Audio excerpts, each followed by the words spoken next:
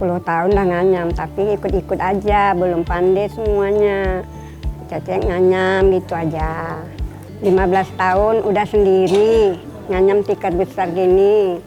Pertama kami bukan lagi modal sendiri, ambil upahan.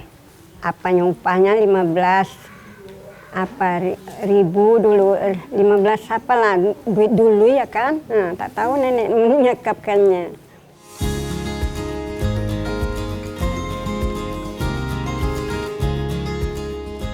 Pemirsa, saat melihat produk anyaman seperti ini, pernahkah Anda berpikir seperti apa bahan dasar pembuatannya? Ini adalah produk anyaman dari pandan laut dan purun.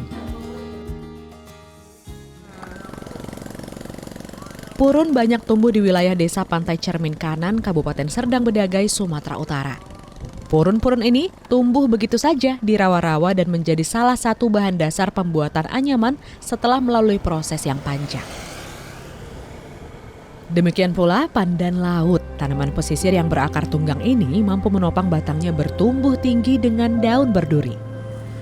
Bagi Yusnila, pekerjaan memanen daun ini hampir 30 tahun ia jalani. Memanen pandan laut gampang, namun susah juga katanya. Tantangan yang dihadapi kita melalui hutan. Udah itu ya semak-semak kayak gini lah ya kan. Udah tuh kadang ada juga paret, ada airnya ngeri juga lah. Kadang-kadang ada juga ularnya. Nah, waktu kita mengambil pandan itu, kita juga ditimpai daun pandan duri itu, kita kena juga kadang muka kita, kadang tangan. Ya kan, tantangannya itulah. Duri itulah tantangannya, sama binatang itulah. Ular gitu. Nah, itulah yang apanya udah tuh teriknya matahari. Pandan yang sudah dipanen akan dibuang durinya dan dibelah sesuai ukuran yang diinginkan.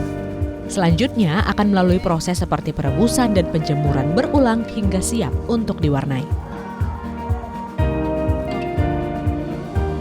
Purun dan pandan yang siap diwarnai kemudian dicipta menjadi produk-produk turunan seperti yang terdapat di Galeri Mendai. Galeri ini berdiri tahun 2010. Terdiri dari para perempuan penganyam dengan nama kelompok Kanan Kreatif sebagai wadah untuk memperkuat ekosistem bisnis anyaman desa ini. Ada 35 perempuan penganyam di galeri ini termasuk Yusnila. Mereka membina kelompok kecil masing-masing dengan total jumlah 350 penganyam mandiri yang bertujuan memenuhi pasokan tiap kali permintaan anyaman membludak. Mulai dari pengelolaan bahan baku, penganyam tikar dan pembuat produk turunan. 10 tahun lalu, penganyam didominasi perempuan usia 50 tahun ke atas. Tak banyak anak muda yang menekuni. Walaupun sejak usia SD, anak-anak di sini sudah mampu menganyam, kata Eva Harlia, salah seorang perajin. 5 tahun usaha regenerasi akhirnya membuahkan hasil. Usia 20 hingga 30-an mulai banyak yang tertarik menganyam karena kini dianggap menjanjikan. Jika dulu penganyam tak memperoleh keuntungan yang cukup dari karya mereka, kini artisan Melayu pesisir ini akhirnya mendapat upah yang layak setelah bergabung ke Mendai karena mendapat binaan manajemen keuangan dari salah satu bank pemerintah. Di situ kita coba mengkaji ulang apakah upah yang mereka terima masih standarkah ataukah di bawah rata-rata. Ternyata sangat miris ya, 10 tahun belakangan itu upah yang mereka terima itu bukan lagi kita sebut upah ya, bahkan tenaga mereka juga tidak terhitung. Banyak yang bagian yang harusnya mereka mendapat upah itu tidak mereka terima. Produk dari galeri ini sudah dipasarkan ke daerah-daerah di Pulau Sumatera, Jawa, Kalimantan, Sulawesi, dan Papua. Sementara di pasar global sudah tersebar ke Malaysia, Singapura, dan Yunani.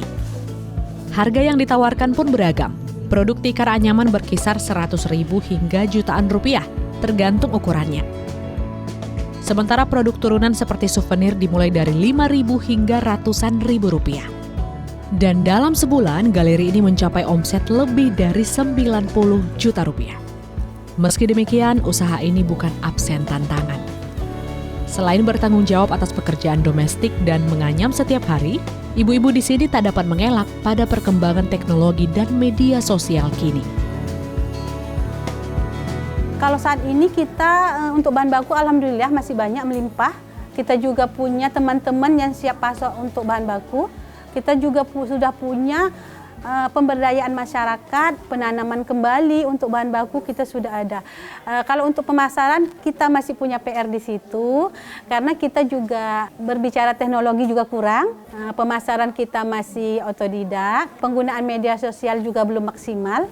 Jadi PR terbesarnya memang di pemasaran. Pelatihan dan pendampingan pemasaran secara digital kini menjadi kebutuhan usaha mikro kecil menengah masyarakat. Agar jangkauan pasar kian meluas dengan biaya efisien untuk kehidupan yang lebih sejahtera.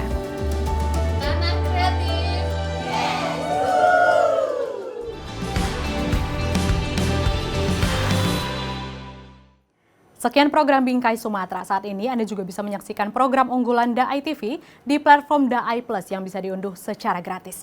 Dan saksikan konten inspiratif serta menenangkan hati dimanapun dan kapanpun. Tetap semangat menyebarkan kebaikan, saya Windy Nenggolan pamit. Sampai jumpa.